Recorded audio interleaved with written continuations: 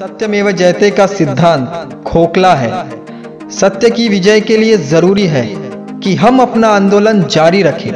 Speak for society आपके लिए ला रहा है बाबा साहब अम्बेडकर लेख और भाषण खंड 38 से डॉक्टर बाबा साहब अम्बेडकर के भाषण भाग 1 1920 से लेकर 1936 तक। इसी भाषण को हमने वीडियो फॉर्मेट में बदला है। इस वीडियो का मकसद किसी की भावनाओं को ठेस पहुंचाना नहीं है। धन्यवाद। दक्षिण भारत के बहिष्कृत वर्ग की परिषद की पहली बैठक 21 और 22 मार्च 1920 को कागल संस्थान के माणगांव में हुई।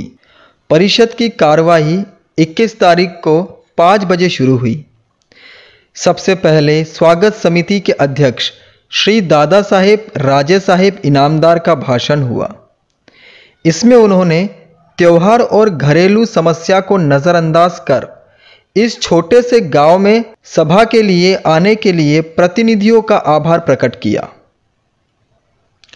और आज की परिषद का वर्णन कर बताया कि यह परिषद क्यों बुलाई गई है। यह बताते हुए उन्होंने अपना भाषण पूरा किया। बाद में उन्होंने परंपरा के अनुसार सूचना और अनुमोदन के पश्चात परिषद के अध्यक्ष श्री भीमराव अंबेडकर तालियों की गड़गड़ाहट के बीच स्थानापन्न हुए। अपने भाषण में उन्होंने कहा, यह परिषद कई कारणों से अभूतपूर्व है। मुंबई क्षेत्र में इस तरह की परिषद पहली बार हो रही है। हम लोगों में अपने प्रगति के लिए दिखाई देने वाली तीव्र भावना भी उतनी ही अभूतपूर्व है। उसी तरह बहिष्कृत वर्ग में दिखाई देने वाली वैचारिक क्रांति भी अभूतपूर्व है। आज तक हमारे लोगों को लगता था कि हमारे दुर्भाग्य के कारण हमारी स्थिति दयनीय हुई है और दुर्भाग्य पर काबू पाना हमारे हाथों में न होने के कारण हमें इस विकट स्थिति को चुपचाप सहना चाहिए।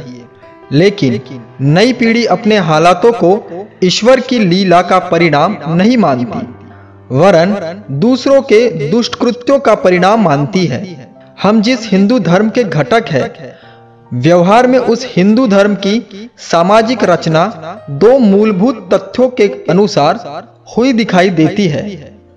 एक जन्म पर आधारित योग्यता और दूसरी जन्म सिद्ध पवित्रता।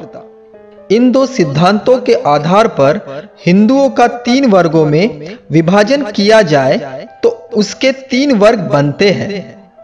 पहला जन्म से श्रेष्ठ और पवित्र, जिसे हम ब्राह्मण वर्ग कहते हैं, वह। दूसरा जिसकी जन्म पर आधारित श्रेष्ठता और पवित्रता ब्राह्मणों से थोड़ी कम है, ऐसे गैर ब्राह्मण वर्ग।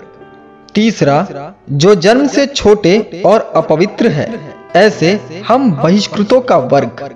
इस तरह का वर्गीकरण करके धर्म द्वारा तय किए गए श्रेष्ठता और पवित्रता के विषम प्रमाणों का इन 3 वर्गों पर असर हुआ है।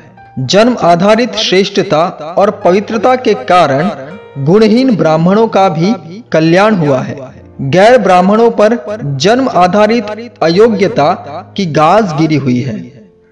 उसके पास विद्या नहीं है, इसीलिए आज वे पिछड़ गए हैं। फिर भी विद्या और धन हासिल करने के रास्ते उनके लिए खुले हैं। ये दोनों ही चीजें आज भले ही उनके पास न हो, मगर कल उन्हें मिलने वाली है। हमारे बहिष्कृत वर्ग की स्थिति जन्म आधारित अयोग्यता और अपवित्रता के कारण बहुत चिंताजनक हो गई है। लंबे समय से अयोग्य और अपवित्र माने जाने के कारण प्रगति के 2 बुनियादी कारण नैतिक आत्मबल और स्वाभिमान बिल्कुल लुप्त हो गए हैं। हिंदू धर्मावलंबियों की तरह उन्हें सामाजिक अधिकार प्राप्त नहीं है। वे स्कूलों में जा नहीं पाते, वे सार्वजनिक कुओं से पानी नहीं भर सकते, रास्ते पर चल नहीं सकते, वाहनों का प्रयोग नहीं कर सकते आदि छोटे मोटे अधिकार भी उन्हें हासिल नहीं है।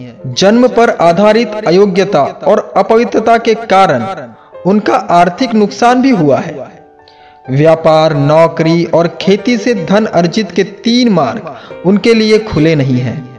अस्पृश्यता के कारण ग्राहक न मिलने से उन्हें व्यापार करने की सुविधा हासिल नहीं है। छुआछूत के कारण उन्हें नौकरी नहीं मिलती। कभी कभी योग्य होने के बावजूद बाकी लोग उनके मार्फत काम करने के लिए इसलिए राजी नहीं होते कि वे निचली जाति के हैं, इसीलिए उन्हें नौकरी मिलना मुश्किल होता है। इसी भावना की वजह से उनको सेना से बेदखल कर दिया गया। मरे हुए मवेशी के जमीन के टुकड़ों के अलावा खेती किसके पास है? कृषि के क्षेत्र में भी उनकी यही हालत है। इस तरह से सताए हुए समाज की उन्नति हो नहीं सकती। प्रतिभा और अनुकूल परिस्थिति दोनों ही उन्नति के लिए जरूरी है। बहिष्कृत समाज में प्रतिभा की कमी नहीं है, यह सभी मानते हैं, लेकिन इसका विकास नहीं हो पाता। तो इसकी वजह यह है कि परिस्थितियां अनुकूल नहीं है। परिस्थितियों को अनुकूल बनाने के लिए कई उपाय सुझाए जाते हैं, लेकिन इसके लिए हमें राजनीतिक शक्ति हासिल करनी चाहिए और जाति पर आधारित प्रतिनिधित्व हासिल किए बिना हमारे हाथों में राजनीतिक शक्ति नहीं आएगी। सत्यमेव जयते का सिद्धांत खोखला है। सत्य की विजय के लिए जरूरी है कि हम अपना आंदोलन जारी रखें। इस तरह डॉक्टर बाबा साहब अम्बेडकर ने सभा को संबोधित किया।